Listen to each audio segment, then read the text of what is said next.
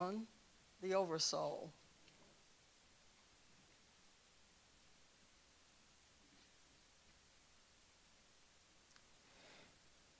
Let us learn the revelation of all nature and thought, that the highest dwells within us, that the sources of nature are in our own minds.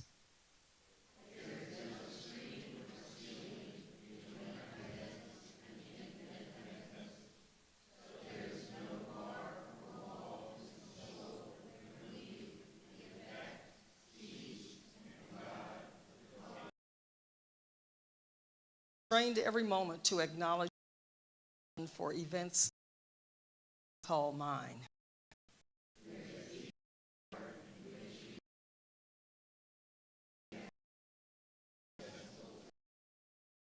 Every moment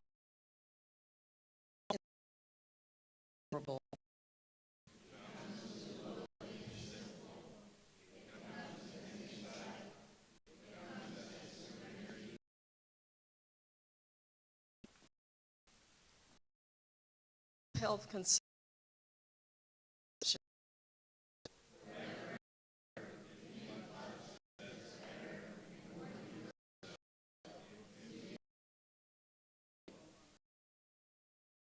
the whole, the wise sense, the universal beauty, and the eternal one.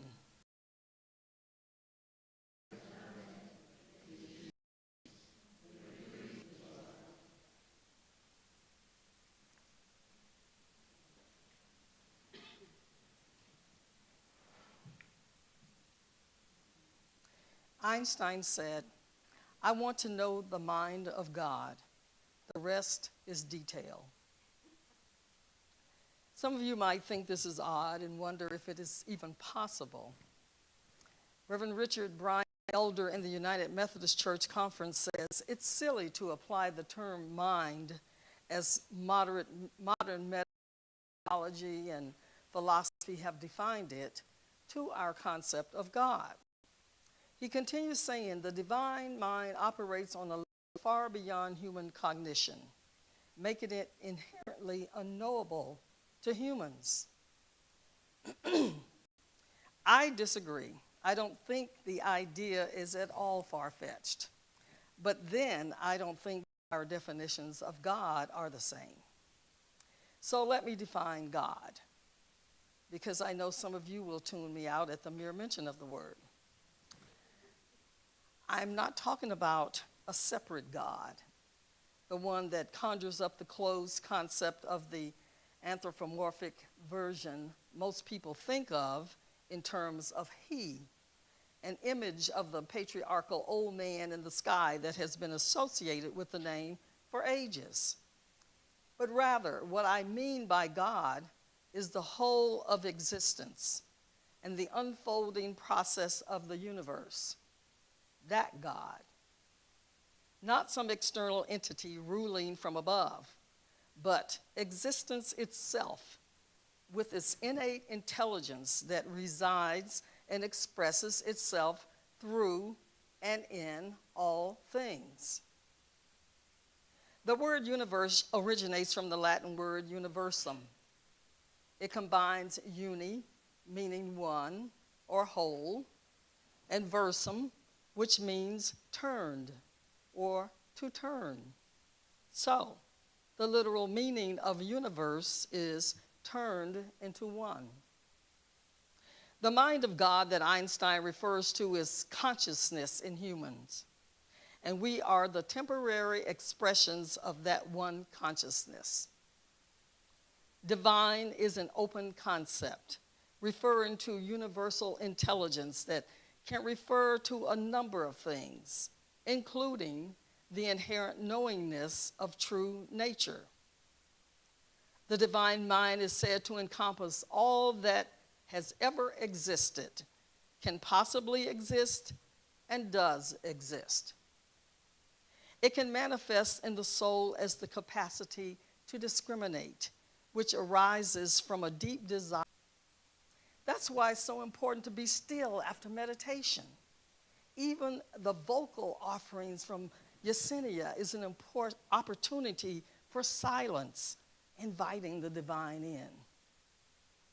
When we stop talking in our head all the time, allowing some space between thoughts, we start to hear a greater mind, resting in the silent witness of the observer that sees the personality but is not automatically driven by it. To be in the details of our experience and also know that we are in the mind from which it all comes forth.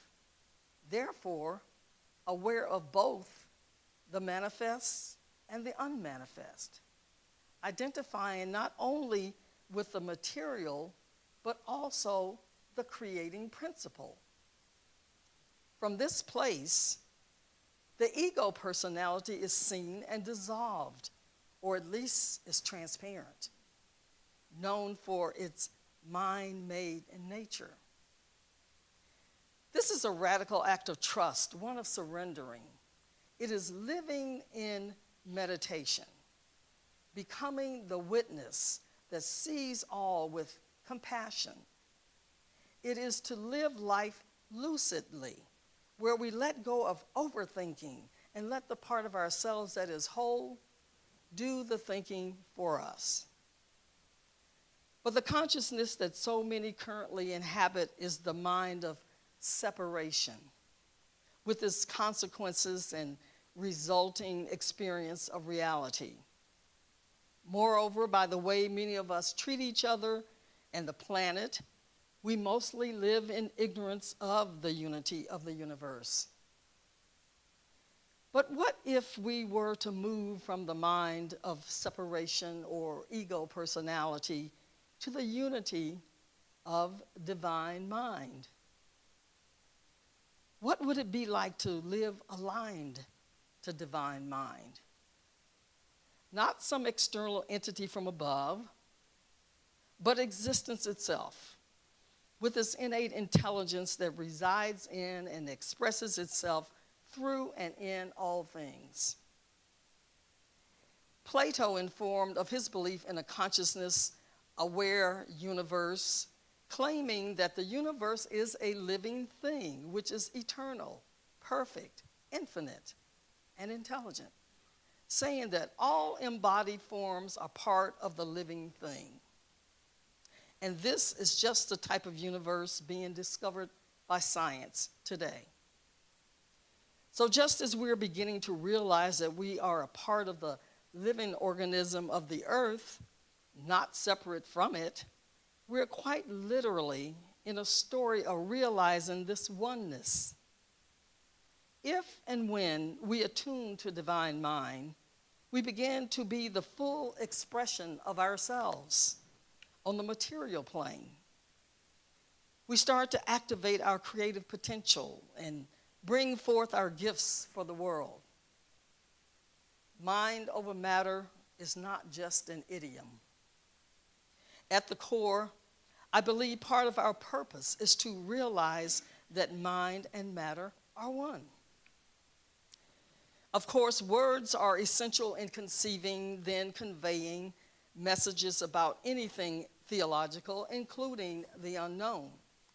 But we must dare not underrate the power and relevance of silence as a uniformly valuable vehicle for inviting the divine into our spheres or us into its embrace.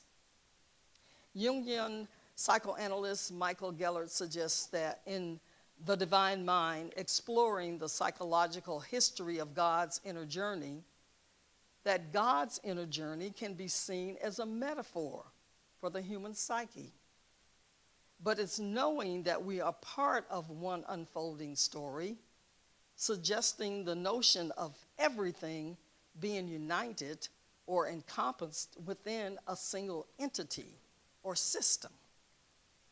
I believe what we call our intuition is just that, the divine mind, which is aware of the oneness, but is perfectly curated for our personal existence. Moreover, this mind has the perfect information for us for this moment.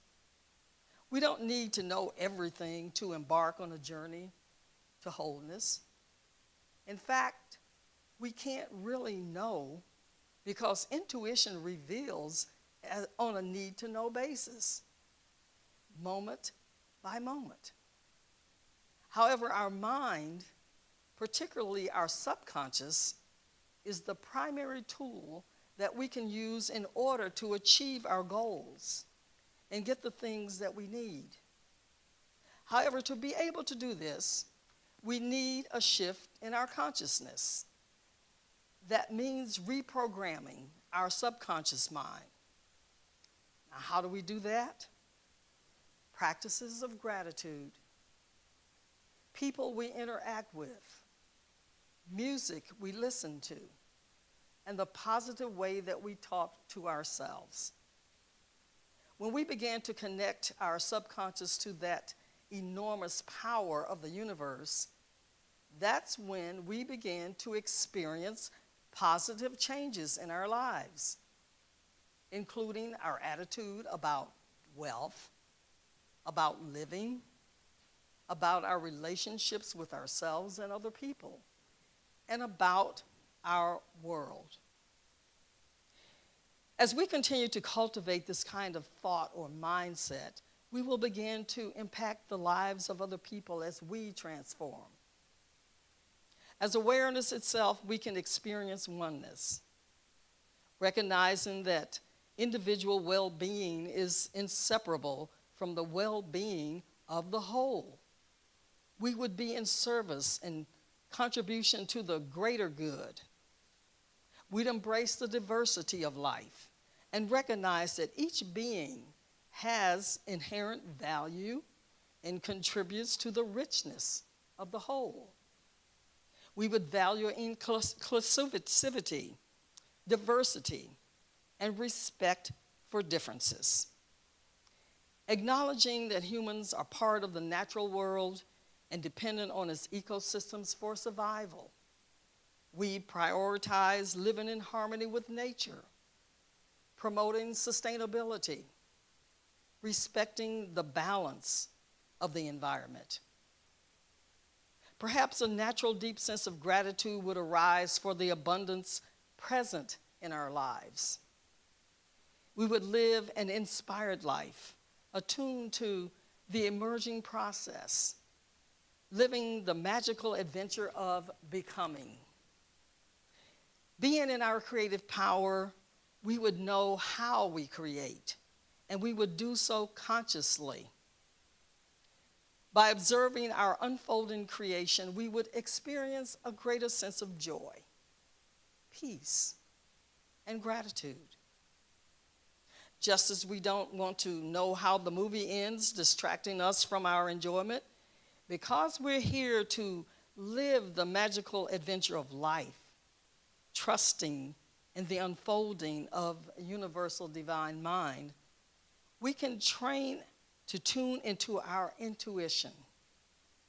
Following our intuition allows us to ground in serenity, to trust, and to live in magic. Living attuned to this greater mind prioritizes love, compassion, and harmony with all beings and phenomena. So listen to the voice in the silence of your heart. That quiet voice, which is the voice of the divine. It means going deeper than the personality to the essence of who you really are. If you speak its truth and act on it, you'll be amazed at the adventure it leads you on, beyond even your wildest dreams. Perhaps the experience would be like the drop falling back into the ocean and realizing that it has been the ocean all along. From my heart to yours, may it be so.